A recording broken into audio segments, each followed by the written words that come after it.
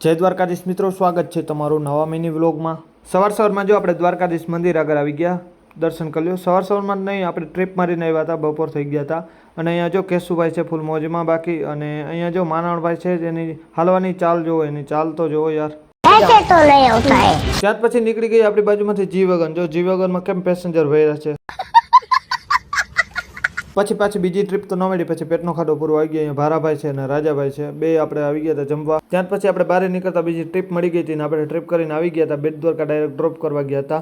અને જો એનો નજારો કેમ છે, આપણે મીઠાપુર પહોંચ્યા હતા, નજારો એક નંબર હતો। અને આપણી ગાડી હતી ખાલી, તો આપણે જતા હતા પાછા દ્વારકા।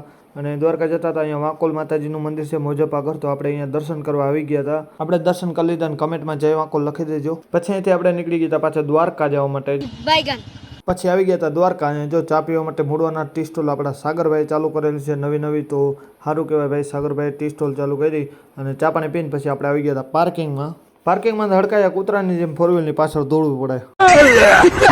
તોય આપણી મર્સિડીઝની એવડી મોટી ગાડીની એ લોકોને કદર જ નથી, કોઈ બેસતું જ નથી આપણી ગાડીમાં, બોલો।